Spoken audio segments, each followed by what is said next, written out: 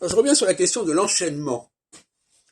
L'enchaînement, la théorie de l'enchaînement en astrologie mondiale, c'est la théorie selon laquelle un événement déterminant va être suivi d'un enchaînement de conséquences. Et ces enchaînements de conséquences ne seront pas liés à des changements sur le plan astronomique. Ce ne sont que des conséquences, des répercussions. Et la grande erreur méthodologique, c'est de croire que chaque fois qu'il y a un événement, il faut l'étudier en tant que tel, et non pas dans un enchaînement. Il faut remonter à la source, c'est à la source que l'enchaînement se met en place, et c'est là, astrologiquement, qu'il faut travailler. Quand les choses se font dans un deuxième, troisième, quatrième temps, il ne faut pas chercher chaque fois une cause astrologique distincte. C'est la même cause par un processus d'enchaînement. De la même manière, au niveau des personnes, il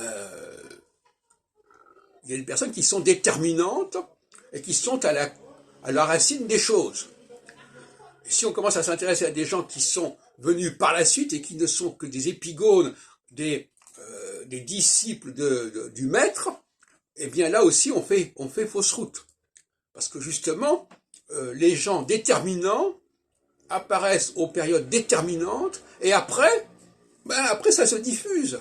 Ça se diffuse au niveau de la succession des événements, ça se diffuse au niveau des diverses personnes qui vont intervenir, mais l'astrologie a besoin de mettre le doigt sur le moment premier, le moment principal. Et d'ailleurs, dans sa philosophie, si on peut dire, le thème de naissance, que je ne défends pas, le thème de naissance met bien l'accent sur le fait que tout se joue au début et qu'il faut retrouver ce point de départ. Un astrologue qui ne connaît pas la date de naissance, il est perdu. Moi, c'est pas pour moi, mais je veux dire, ça montre bien qu'il y a une philosophie de retrouver le point de départ qui est quand même au cœur de l'astrologie.